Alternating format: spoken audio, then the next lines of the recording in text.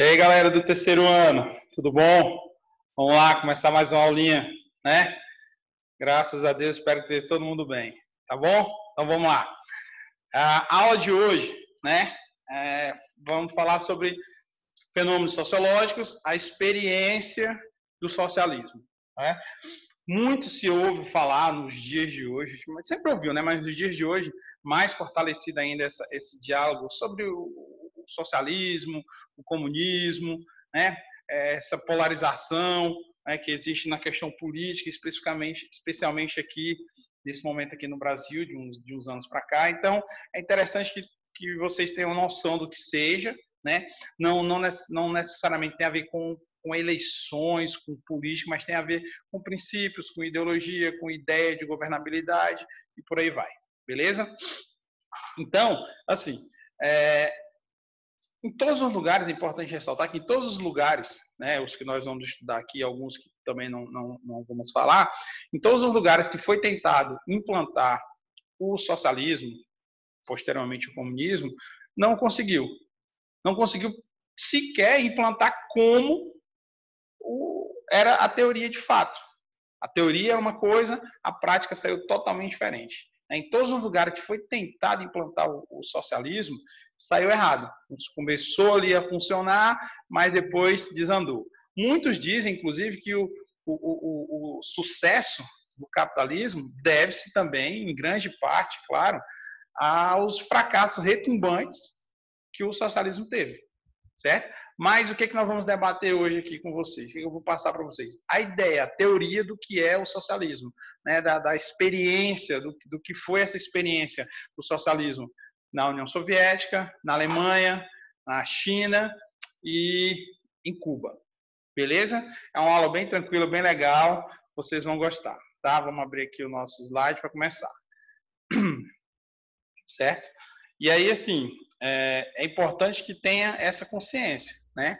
De que é uma questão de administração, de visão de Estado, que são bem distintas da que a gente já está acostumado a ver, certo? Então, beleza. Vamos lá. Então, a teoria socialista. Qual é a ideia do socialismo? O princípio do socialismo é uma sociedade igualitária. Uma sociedade que não houvesse desigualdade, desequilíbrio.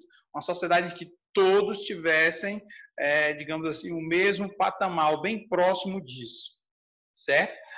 Quais são os princípios? Primeiro, inexistência da propriedade privada, tudo passava a ser estatizado, né? Tudo passava, todos os meios de produção, todos os modos, a forma de se produzir, todas as indústrias, toda a produção era estatizada, ou seja, pertencia ao Estado, não existiria a propriedade privada, um dono, seria todos os donos, todos seriam donos porque seriam do Estado, certo? Como falei, inexistência da propriedade privada, produção estatal para manter a necessidade básica da população, a produção que não visava o lucro, mas o desenvolvimento da população. Então, esse era o princípio, alguns dos princípios, claro, do socialismo.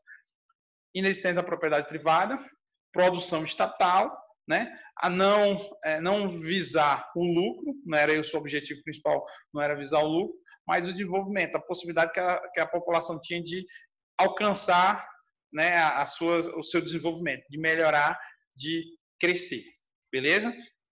Características, nesse slide aqui tem algumas características do socialismo para a gente já ser bem prático, né, para não ficar muito extensa a nossa aula, certo? O que era essa produção coletivizada, né? Ou seja, tudo que era produzido por todos pertencia ao Estado e no final era distribuído para as pessoas. Por quem? Pelo Estado.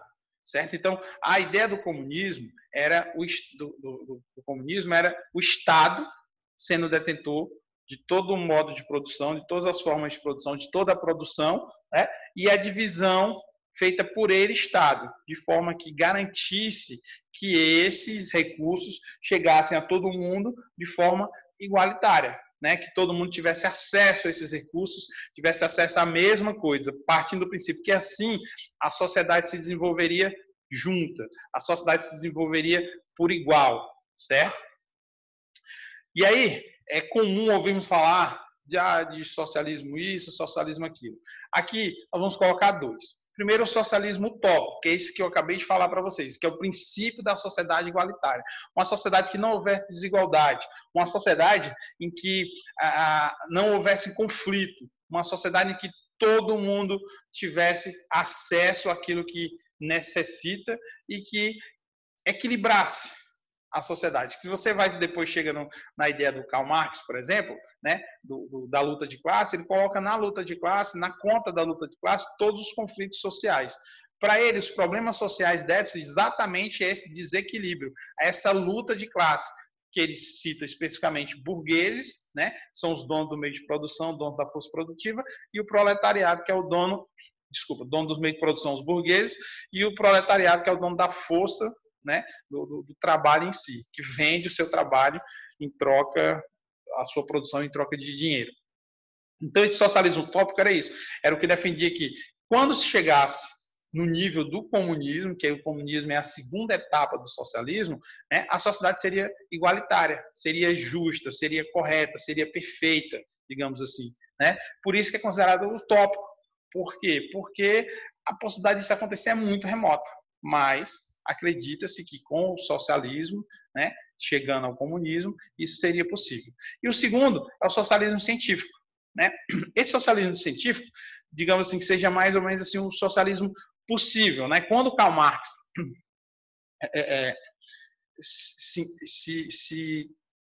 vamos assim, se debruça mais sobre essas ideias, ele percebe que necessariamente teria que ter uma luta, teria que ter uma força, teria que ter uma imposição, né?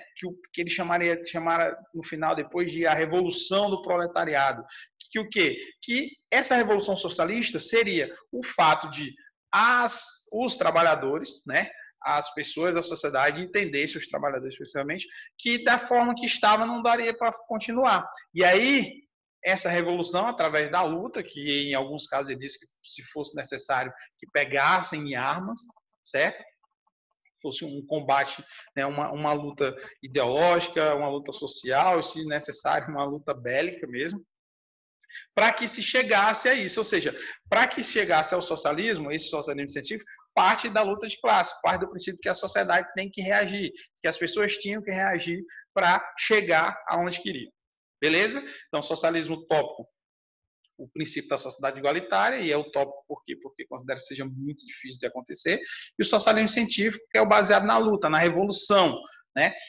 no combate à desigualdade, né? Da luta de classe causada pelo explorador capitalista, burguês, sobre o explorado, o proletariado.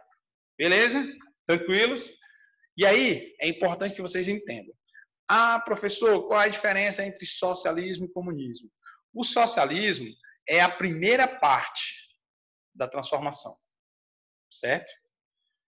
O comunismo é o final. Então, o comunismo seria, imagina assim que o socialismo seria, você pega a expressão a cereja do bolo, então você imagina que o socialismo era todo o processo de fazer o bolo, e quando ele estivesse praticamente pronto, vinha a cereja do bolo, que seria o comunismo. Seria o final, né? O ponto final. Seria o socialismo levar ao comunismo. Certo? Então, é importante que vocês tenham noção dessa diferença, porque às vezes confunde um pouco as pessoas. Segunda etapa do socialismo, onde as classes sociais não existiriam e toda a produção seria distribuída segundo a capacidade e a necessidade de cada um. Ou seja, justiça. Cada um tem aquilo que necessita. Certo? Então, o comunismo é o produto final, digamos assim, o ponto final do socialismo. Tá certo? Tranquilo? E aí, no finalzinho do slide, tem essa frase aí, essa questão do Karl Marx, que eu já falei para vocês, de entender que com o comunismo não haveria guerra nem conflito, não haveria problema. Por quê? Porque, segundo está aí em cima, né, não haveria classes sociais, não haveria desigualdade social. Não havendo desigualdade social, não teria luta de classe. Não tendo luta de classe, não teria guerra, não teria conflito, não teria problema. A sociedade seria igualitária e praticamente perfeita. Certo? Entenderam? Então, esse era o princípio do socialismo defendido, entre outros, por Karl Marx e Engels. Tá certo, pessoal? Tudo tranquilo? Vamos lá, vamos continuar. Tá? E aí, assim, friso muito nisso. A diferença que vocês têm que entender entre o socialismo e o comunismo. Beleza? Agora, nós vamos entrar nas experiências, literalmente, do socialismo. Lembrando, mais uma vez, como eu disse no início, todas as vezes em que foi tentado implantar o socialismo, primeiro não se conseguiu implantar o socialismo de fato, como Karl Marx defendia. E aí vocês já me ouviram falar isso por um motivo muito óbvio. Tem gente. E se tem gente pelo meio, nós já sabemos o que vai acontecer. Certas pessoas estão envolvidas. Então, a teoria, geralmente as teorias são ótimas. A prática, a execução é que arruma o problema. Certo? E a gente começa aqui com o socialismo na Rússia. Na Rússia, né? Que transformou-se depois na União Soviética. Tá? Depois da consolidação do socialismo. Então, em 1917, ocorreu a Revolução Russa, né? Em que, por conta da Rússia estar vindo das guerras, né? Dos trabalhadores estarem desgastados, dos trabalhadores estarem passando por dificuldades, né? Da sociedade em si está com problema, aconteceu a Revolução Russa, em que o Partido Bolchevique, né? Partido Social Democrata Russo, chega ao poder, né? Chancelar, digamos assim, ou sobre a tutela de Trotsky, Lenin e Stalin, né? Sendo Lenin o grande líder da Revolução Russa, né? Que decidiu aplicar o marxismo, né? Implantar na Rússia o socialismo, né? Então, logo no início, Lenin consegue, né? Que eles conseguem assumir o poder na Rússia, eles implantam a União Soviética, certo? O marxismo, né? Na União Soviética, na Rússia, certo? E aí, as ideias do socialismo começaram a ser colocadas em prática, né? Sempre tendo como Lenin o cara mais ideológico e Trotsky e o Stalin sendo os caras mais reativos, digamos assim, tinham uma ideia um pouco divergente. No segundo ano de governo, né, de administração, digamos assim, do Lenin, ele tem que se afastar por motivo de doença, depois acaba morrendo, e o Trotsky e o Stalin assumem de vez esse princípio da União Soviética, né? E aí a coisa já não funciona mais. Por quê? Porque, primeiro, o que eles defendiam? A ideia da economia planificada. O que é essa economia planificada? Todos os meios de produção pertencem ao Estado. Então, o Estado é dono de toda a propriedade, não existe propriedade privada. Falei lá atrás um pouco. Então, essa economia planificada era isso. Parte do princípio de que tudo que é produzido é regido pelo Estado. O mercado não tem interferência. É o Estado quem rege, o Estado quem determina, o Estado quem organiza e o Estado quem interfere. Beleza? Então, com a morte do Lenin, com o afastamento do Lenin, Trotsky e o Stalin assumem poder. E aí demonstra de vez, né, o fracasso da ideia deles. Por quê? Porque o que eles defendiam, o que o princípio do socialismo, o princípio do comunismo defendia, eles implantam exatamente o contrário, né? Fala-se aí em 2,5 milhões de mortos, né, no regime do Stalin, do Lenin e do Trotsky, né, do Stalin, basicamente, né? Fala muito disso. Mas, né, alguns estudiosos falam até mais, né, chegam a falar em 60 milhões de pessoas mortas nesse regime, né? Russos, a grande maioria russos, pessoas nativos, certo? Então, entre outras coisas, algumas coisas que eles colocam que já denota que a coisa já não funciona mais. Tá aí algumas coisas que eu coloquei, por exemplo, estado de opressão, né? A ideia da liberdade foi pro saco, já não existe mais. Opressão e opressão ferrenha, opressão violenta, né? Esse sumiço, essa morte dessas pessoas que eu citei aqui foram justamente nessa ideia de opressão. A implantação do partido único, ou seja, eleições controladas. Não existia mais a liberdade que eles tanto defendiam, né? Imprensa única, ou seja, eles determinavam, né, o que seria divulgado. é a censura, né, que a gente conhece como censura. Né? Eles censuravam a imprensa e condicionavam a ser divulgado aquilo que eles queriam, certo? A luta armada, né, contra os seus opressores, certo? A opressão era muito dura, era muito cruel, né? Chegando ao ponto, né, de existirem as gulag, de criarem as gulag. Né? O que era essa gulag? Era um campo de concentração, o mais famoso dele na Sibéria, né? Em que eram mandados para lá os inimigos, né, políticos, né, os contrários ao regime, né? E aí se instala realmente um princípio da ditadura, né? Tudo que era defesa, digamos assim, uma grande parte do que era defesa do socialismo, eles fazem totalmente o contrário, certo? A ponto de criar esses campos de concentração, que as pessoas eram mandadas para lá, né? E geralmente eram massacradas, eram mortas, assassinadas, a maioria delas por fuzilamento, né? Tem essa característica específica, né? Mas isso perdurou e a sequência disso foi desastrosa, né? Desastrosa. Já depois, né? Já na década de final da década de 80, com toda a Guerra Fria envolvida, né? Lá em 91 surge a perestroika. O que foi essa perestroika? Foi digamos assim, a abertura do mercado, o fim do socialismo, a abertura da Rússia para mercados internacionais. Né? Ou seja, percebe-se que o socialismo não consegue mais se manter, a União Soviética se fragmenta toda, né? Guerras civis, conflitos armados, né? Que perduram até os dias de hoje, diga-se de passagem, alguns. Né? E aí essa existência do regime soviético, né? do socialismo na União Soviética, termina de forma triste, né, de forma decepcionante. Por quê? Porque tiveram a oportunidade de implantar os conceitos socialistas, comunistas, e acabou que se transformou numa ditadura, que é um dos motivos de hoje as pessoas terem essa ideia do socialismo, do comunismo, que é uma ditadura. Por quê? Porque os exemplos que nós tivemos de implantação do socialismo sempre denotaram ditaduras. Beleza? Na Alemanha, né? Então, a Alemanha saindo derrotada da Segunda Guerra Mundial, certo?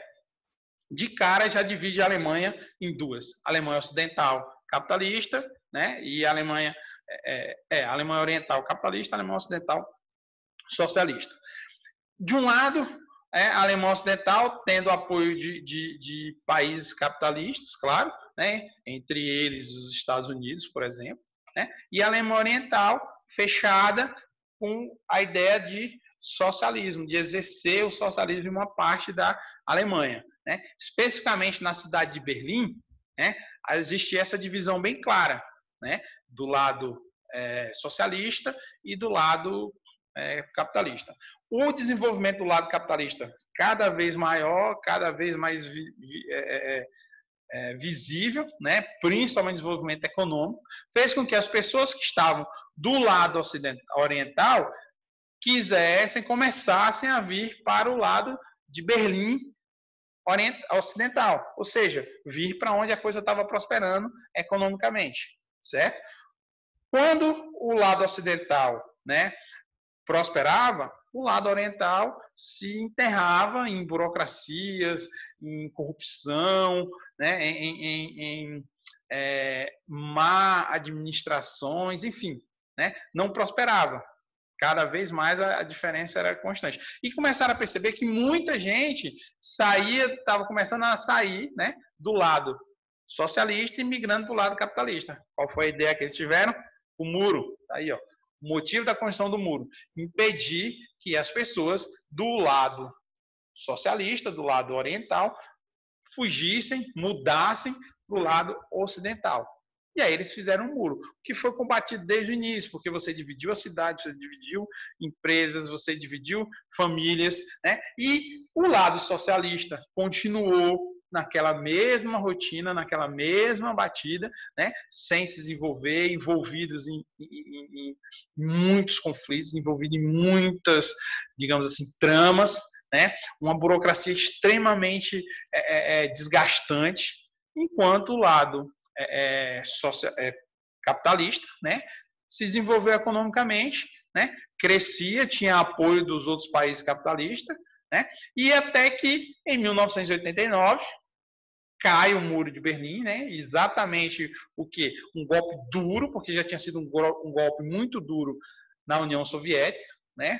Se manteve muito tempo, o foco na União Soviética foi mais a questão da luta armada, das guerras, da Guerra Fria, do que em desenvolvimento, digamos, social, né? E aí, em seguida, vem a Alemanha, saindo de uma guerra, entra nessa, saiu derrotada da Segunda Guerra, entra nessa divisão, vê o lado socialista prevalecer, se desenvolver, vê as pessoas querendo fugir, cria um muro para impedir que as pessoas fugissem. Esse muro era vigiado o tempo todo, né? E com metralhadoras e áreas minadas para impedir mesmo, para amedrontar as pessoas, né? Para elas não tentarem fugir. E aí, de repente, ela percebe que não dá mais, né? A Alemanha, né? Se fortalece o lado capitalista. Em 1989 cai o Muro de Berlim, né? A Alemanha é unificada e hoje, né? O resultado é a Alemanha sendo um dos países em níveis de desenvolvimento social, econômico, político, né? Está no topo aí do mundo, certo? E aí é mais um duro golpe na visão socialista, certo? E aí lembra que eu falei, o fracasso, os fracassos retumbantes, os grandes fracassos do socialismo acabam fortalecendo ainda mais o capitalismo. Beleza? Tranquilos? O próximo é na China, certo? Então esse cara aí, ó, o Mao Tse Tung, dá um golpe militar, né, em 1949, assume o poder e instaura a República Popular da China, com os mesmos princípios, desenvolver o Estado, estatizar tudo, economia planificada, reformas sociais, né, apoiado, né, no exemplo da União Soviética, certo? E isso faz com que o Mao Tse Tung ganhe força com isso, né? E aí implanta o projeto que ele chamou de O Grande Salto, criou 1 milhão, cara, 1 milhão de cooperativas rurais, certo? Essas cooperativas rurais divididas, né, por todas as regiões da China, com o intuito de produzir, né, com apoio do governo, certo? Produzir mais para que fosse dividido, né, de forma igualitária, né? Então, como está aí, ó, aumentou em 65%. Você imagina a quantidade de produção que não foi feita. E mesmo assim, foi insuficiente para barrar as necessidades da população. A partir do momento em que ele implanta isso, tem essa ideia, e ela não funciona, o socialismo começa também a naufragar na China a partir dali. Mas ainda tem outras peculiaridades na China, certo? Que é a Revolução Cultural Chinesa, certo? O que era essa Revolução Cultural Chinesa? A ideia era criar, basicamente, uma cultura socialista, certo? Então, existia liberdade de imprensa? Zero. Né? Os estudantes, os professores, eu cito os estudantes e os professores que são os fatos mais relevantes, que mais marcaram, né? Vocês podem depois pesquisar a imagem de um estudante enfrentando um tanque de guerra na China, né, do regime chinês, né, dos socialistas chineses, né? E acaba que volta ao mesmo assunto, mesmo modo, digamos assim, de que na Alemanha e na União Soviética, repressão e censura, certo? Mas principalmente a repressão dura, com esse estudante mesmo que eu falei para vocês que é famoso, a imagem dele enfrentando um tanque, ele foi preso e depois foi executado, foi morto, né? Então, a partir dali, o descrédito, o desinteresse, digamos assim, a falta de confiança da população faz com que o regime socialista chinês, o comunismo, chinês, ele decline, entre em declínio. Com digamos assim, com o declínio desse regime, né, dessa parte comandada pelo Mao Tse-tung, o que acontece? Assume, em 1978, o Xiaoping. Esse Xiaoping, ele já vem com uma ideia muito que resultou nos dias de hoje. Ou seja, a primeira coisa que ele faz é, percebendo a forma que está, não dá para continuar, né, começa a abrir o mercado chinês para capital estrangeiro. Muito ainda, não muito, né? Não foi algo assim, expansão capitalista, não foi isso. Mas começa a abrir o mercado chinês, principalmente para a produção, né, de produtos. E aí vem a ideia do Made in China. Por quê? Porque eles produziam em grandes quantidades, era uma produção muito alta, né, para as empresas internacionais, para multinacionais, né, a um preço mais em conta, né, mas, por outro lado, mantinha essa economia funcionando, certo? Foi a abertura, digamos assim, da industrialização chinesa, né, para o capital estrangeiro, né, acabou criando esse modelo próprio. Então, ó, mais uma vez, é importante que vocês entendam. A União Soviética partiu do princípio do socialismo, mas desandou, virou uma outra coisa, acabou considerado uma ditadura. A Alemanha, a mesma coisa, não conseguiu implantar, a Alemanha Oriental, né, não conseguiu implantar os princípios socialistas de Karl Marx, por exemplo. Na China, né, foi talvez onde tiveram mais tentativas de diversificar, principalmente essa ideia da revolução cultural chinesa, de criar a cultura de socialista, do comunismo nas pessoas, que acabou não dando certo, porque a outra parte, a parte de administração, a parte de economia econômica, né, a parte social, ela não funcionou. Então, tudo que eles defendiam foi colocado por terra, né? E aí, eu deixei bem claro aí no finalzinho do slide, criou um modelo próprio chinês de socialismo, certo? É um socialismo barra abertura do mercado. É um socialismo, digamos assim, não sei se a expressão é essa, mas é um socialismo mais aberto, mais dialoga mais com o capitalismo, certo? E aí a China também fracassa o socialismo, né? Apesar de que hoje ainda se denomine assim, mas nós sabemos que o princípio é totalmente diferente, né? Então, a ideia hoje do socialismo da China é um socialismo totalmente diferente daquilo que foi pregado. Portanto, mais um exemplo de que não funcionou o socialismo tal qual defendia o Karl Marx, né? Não funcionou em lugar nenhum. E o último, a Revolução Cubana, né? Foi assim um pouco diferente, na verdade, né? Até porque é um país latino, então a forma como as coisas funcionaram foi um pouco diferente, né? Em 1933, o Fulgêncio Batista, através de uma quartelada, o que é essa quartelada? É um golpe militar, só que é um golpe que parte dos quartéis. Então, os militares de patente menor se rebelam contra os militares de patente maior, né? Então, ele toma, né, o poder do Carlos Prior, né, que era o antecessor dele, em 1933. E implanta o regime dele, com o princípio da ideia também do socialismo, ele implanta um regime de exceções, ele implanta um regime de repressão, certo? Já em 1953, vocês percebem que 20 anos se passou desse golpe do Fulgêncio Batista e ele no poder. Em 1953, estudantes, uma parte da sociedade não aceitando mais as condições impostas pelo Fulgêncio Batista, parte do princípio de um golpe, né? E aí surge a figura do Fidel Castro, que era estudante de direito e que vinha de família burguesa, né? Para vocês entenderem um pouco disso, né? Não partiu dele como sendo um proletariado, parte era uma família burguesa, era um burguês, né, que teve a primeira tentativa em 1953, foi frustrada, tiveram que sair, foram exilados, fugiram, na verdade, para o México, né? Em 1956 entraram de novo, escondidos clandestinamente, né, em Cuba, e tentaram a segunda vez dar o golpe, que foi frustrada novamente, e essa, né, foi mais grave, porque a maioria dos ativistas morreram, né? Fidel Castro sobreviveu, óbvio, né?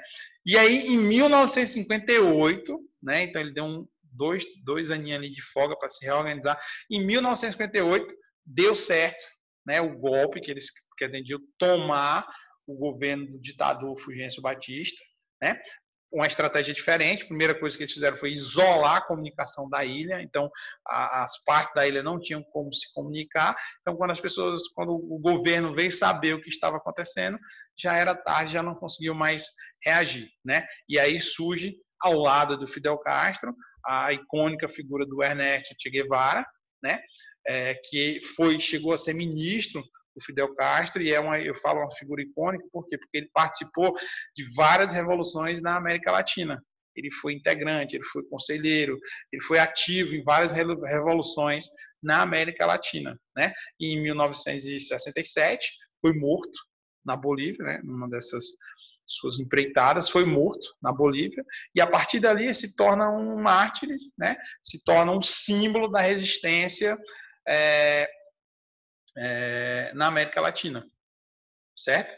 E aí, o que acontece com o regime do Fidel Castro? Começa também com aquele mesmo princípio de implantar o socialismo, de implantar as reformas sociais, de implantar a igualdade, e aí a coisa começa a desandar rapidamente, né? Logo na sequência. Então, a primeira coisa que ele faz é desapropriar as empresas dos Estados Unidos com apoio da União Soviética durante a Guerra Fria, desapropria, ou seja, todas as empresas americanas que estavam lá, estadunidenses que estavam lá, elas foram tomadas, elas passam a ser do Estado, porque está no território, tem essa prerrogativa, está no território, então o Estado pôde fazer isso, tomou para si essas empresas, elas passaram a ser produtoras, o que elas produziam era o governo cubano, certo? Apoiado pela União Soviética. Com o declínio da União Soviética, o fim da Guerra Fria, né? A destruição da União Soviética, o que acontece? Cuba fica isolada, né? O embargo econômico de Cuba durou mais de 50 anos, né? Cuba fica isolada, Fidel fica isolado. Uma grande parte do que financiava Cuba eram de doações, de pagamentos de pessoas, de cubanos que moravam fora, né, da ilha, né? E aí o que acontece? O que defendia o princípio do socialismo é colocado totalmente contrário. É um regime de perseguição, de desrespeito, de caça literalmente aos seus opositores, e aí o que era para ser, de novo, socialismo, cria-se um socialismo específico, um socialismo diferente do que o Karl Marx defendia, né?